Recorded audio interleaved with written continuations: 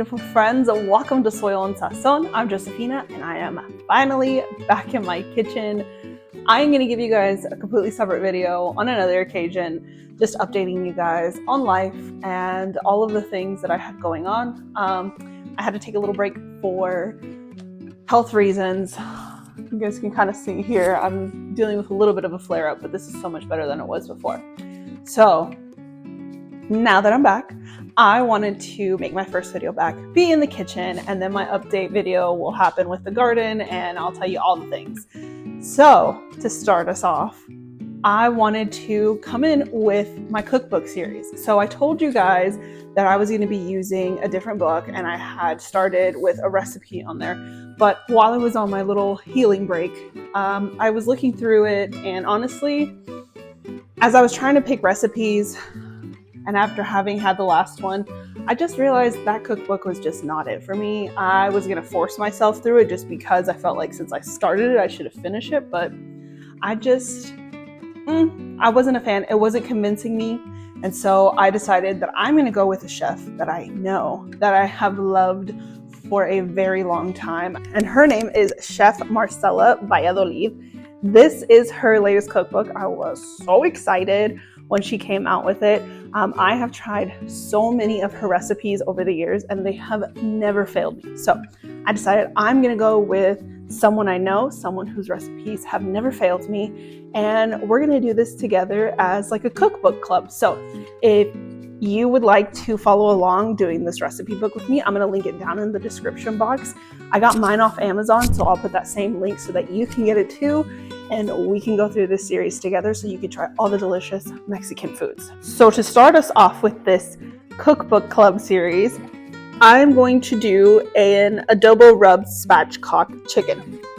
Also, real quick side note, I have a microphone. If you guys don't like the way it sounds, please let me know down in the comments. If the sound is okay, also let me know in the comments. I'm just trying to figure out ways to improve my videos while I'm still using a phone to do all this. Anyways, I love spatchcocked chickens. If you struggle with roasting chickens and getting them cooked all the way through, spatchcock is the way to go. It is cooked so much faster, and it's pretty much foolproof. First thing I did was to grab the chicken and my boning knife. You can use scissors for this, but I prefer a boning knife for it. And I cut along one side of the spine. So the recipe calls for you to take off the entire spine. I like to leave mine on because I want to roast it and turn it into a stock later. Then once I've got it split open, I flip it over and break the breastbone. So you just put pressure right in between the two breasts and you'll hear it pop. That way it lays flat for you and cooks a whole lot more evenly. Then after that, took out another cutting board and got to work on de-stemming and de-seeding the chiles.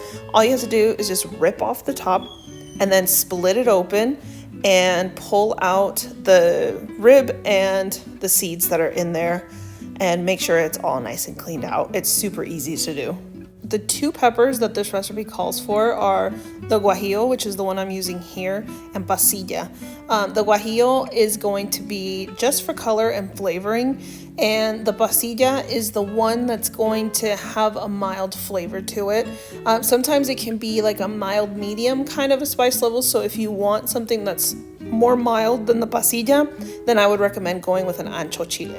All right, so to get us started, I've got a pot here that's heated with 2 tablespoons of oil like the recipe calls for. To that, I'm gonna add the dried chiles. I tore mine up just so that they would better fit into the pot. And I'm also adding in the 4 cloves of garlic that the recipe called for. I'm not gonna lie to you guys, when recipes tell me how much garlic to use, I generally wanna add more to it because I love garlic. But I'm going to do my best to follow all of these recipes exactly as they are in the book. Of course, I'm going to add substitutes when I need to add a substitute to it. So I'm going to stick to the 4 cloves of garlic and be okay with it. I'm sure it's going to be delicious. It's Marcela. Okay, so with these, you do not want to overcook them because these chiles can get burnt really quickly and it's going to leave you with a really bitter flavor. So I've got these on about a medium-low setting, and I'm going to continue to toss it around in the oil until I start to smell everything. And then when I smell everything, that's when I'm going to add everything else into the pot. I want to show you guys. Hopefully you guys can see the difference. This is one where it's already started to char on one side and one that hasn't yet. So you can see that change in color starting to happen. And now I'm really starting to smell this. It gets really fragrant. So I'm going to go ahead and start adding in the other ingredients. And I'm going to show you real quick what the guajillo chile looks like on one side cooked. It's got this like dark color on it versus one side that doesn't have that on there. All right, so next thing it says to add is half a cup of water.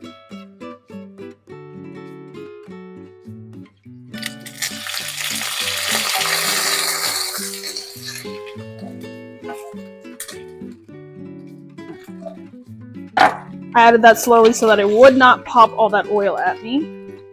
Then it said to add in 2 tablespoons of butter.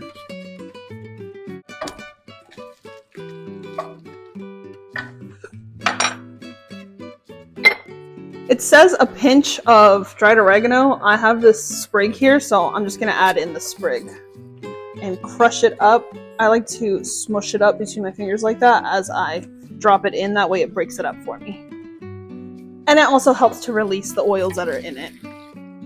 2 bay leaves. And then it says a tablespoon of flaky sea salt. I don't have flaky sea salt. I had like the really thick rock kind and I grinded it up in like my coffee grinder cup. And then I put it out on a paper towel to dry up some just because sea salt tends to be wet. So I have all of that in there.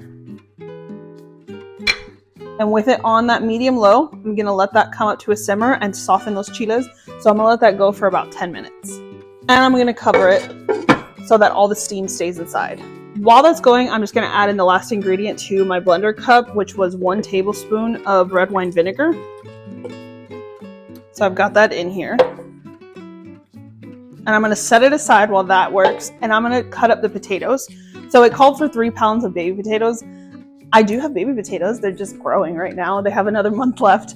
So I just have some regular old russet potatoes. That's what I'm going to use instead. I'm just going to use what I have on hand. And I'm going to cube that up while that's working.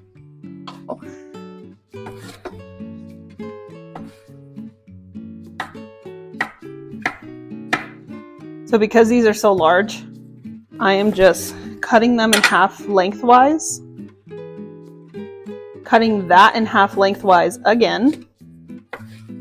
So now I've got the 2 pieces. And then I'm just going to cut them into like chunks about this big. I don't know, I'm not good with measurements. Like an inch.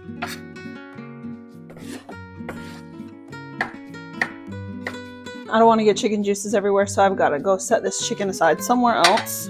Now we're going to put the potatoes all along the bottom of this roasting pan.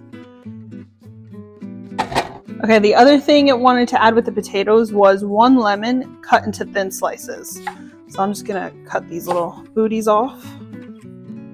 And I'll cut it in half and make the slices. So I've got all these slices.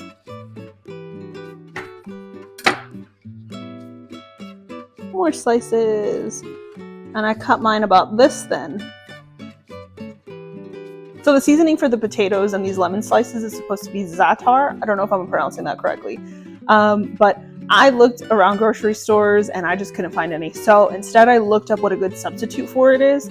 And it said that mixing spices together like thyme, coriander, cumin, and sesame seeds would be a good substitute for it.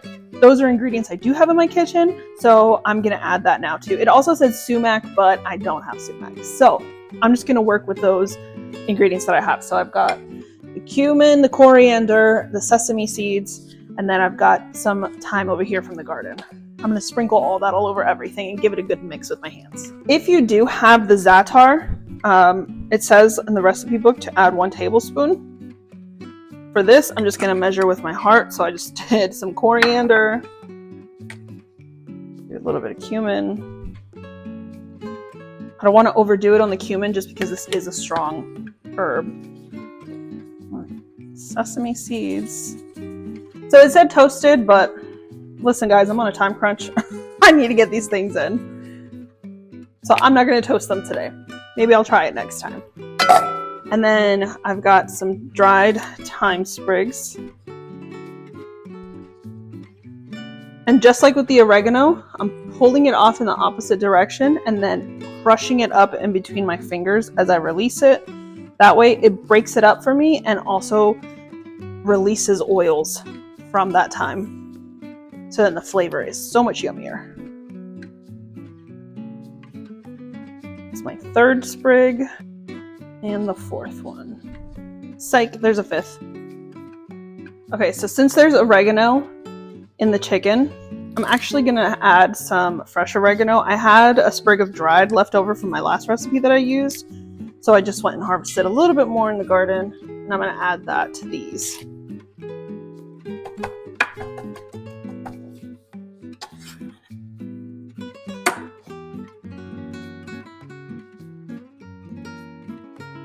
Oh, marjoram was also another herb that it said would be a good substitute to mix in with all these.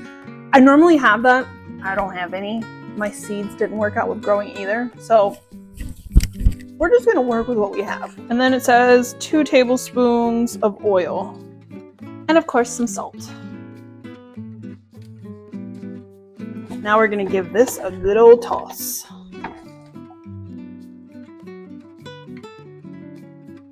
These didn't smell very much like anything other than the lemon. So I just hit it with a few more spices because that's what my heart's telling me to do and I'm gonna listen to it. This feels better. And now I'm putting the chicken right back over those. So like I said, as this like drips through, it's gonna be so good. Recipe says to remove the bay leaves and add everything to your blender. So before I stuck it in my blender cup, I actually let it cool in the pot for about 5 minutes. If you're taking it directly from the heat to the blender cup, just let it chill for 5 minutes so that it's not crazy hot while you're trying to blend it.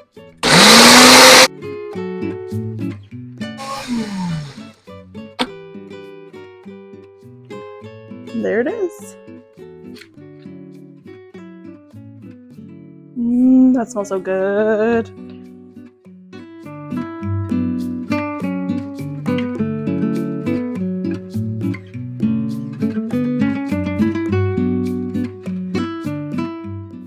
Right here, I am very carefully splitting the skin away from the breastbone, and I'm trying to be careful to not tear it. And then from there, I'm just grabbing whatever bit of marinade I can and rubbing it under there, being careful to not let the skin tear apart so that it keeps it kind of like a nice covering over it that allows that breast to just take in the deliciousness of that marinade. She made sure to emphasize to get it under that skin, and let me tell you, it makes a big difference.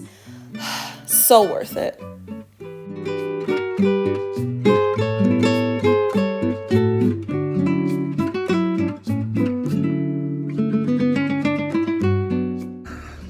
Guys, I am so frustrated.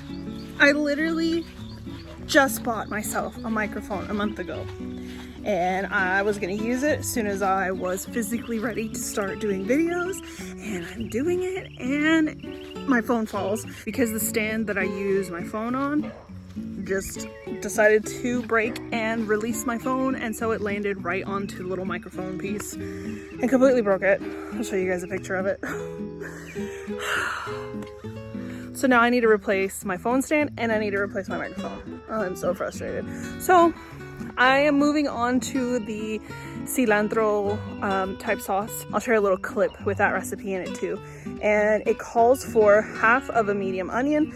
So I came outside to my garden. You can hear my neighbor's dogs in the background. And I am getting the onion I need for my onion bed. I didn't really grow enough onion this year to be able to store, so I've just been coming out here and grabbing as needed. My oregano is just completely taking over along with some grass, but you can see like the last bits of onion that are still in here. It's hard to tell unless you're really looking, but I'm leaving it in here because it'd be better to store that way.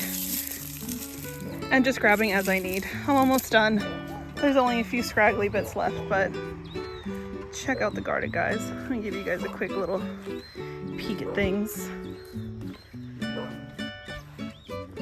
My garlic has like a month or two left before I can harvest that.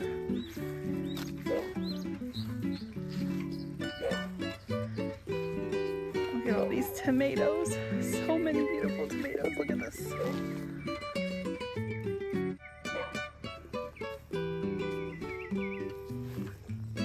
I've got peppers growing. All the things.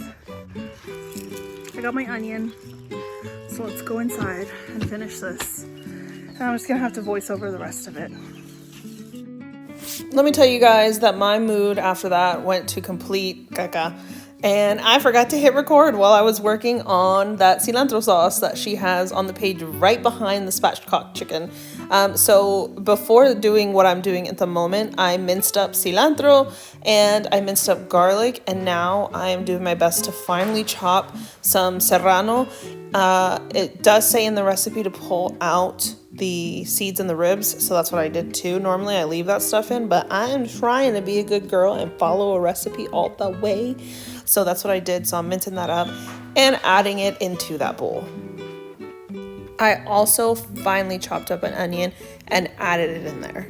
I'm just going through and finishing up adding the rest of the ingredients that it calls for.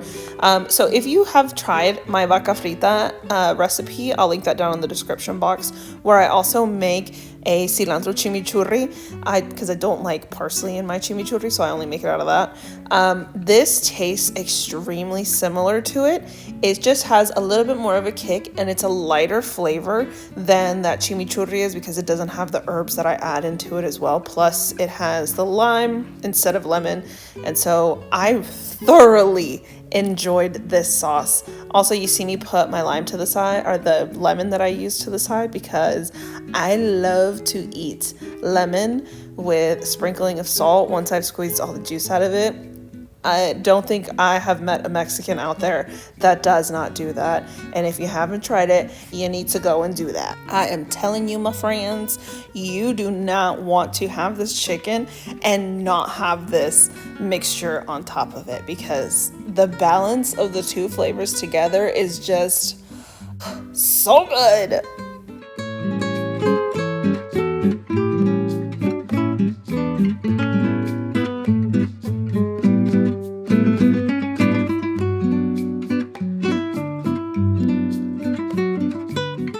So the recipe says that it should be done in about an hour, but once I checked mine, it wasn't ready, and neither were the potatoes. They're looking a little bit light there, but once you give them a good toss, this is what they turn out to look like, and the smell and the flavor on these was glorious. So to get them to cook all the way through, I pushed all the potatoes to one side. Then I took the chicken and I broke it down. That way it would cook much faster. Because at this point it was 8 o'clock at night, and that's what time we normally have dinner, because we eat on Latino time, and I didn't know how much longer it would take if I left it whole. So if you're like me and on a time crunch, you need a little bit more time, this will help.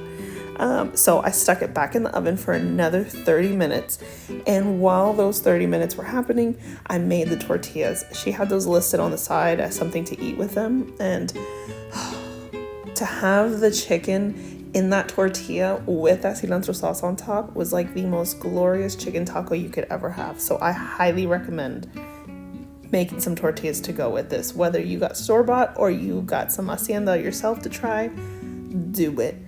If you want to know how to make tortillas, I will link that down in the description box. I've got a video where I go in detail on how I make tortillas.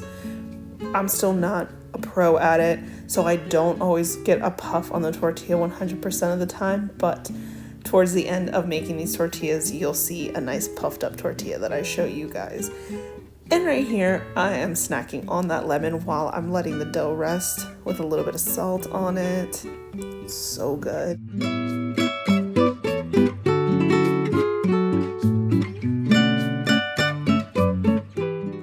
And now I'll just let you guys enjoy a little bit of some tortilla making.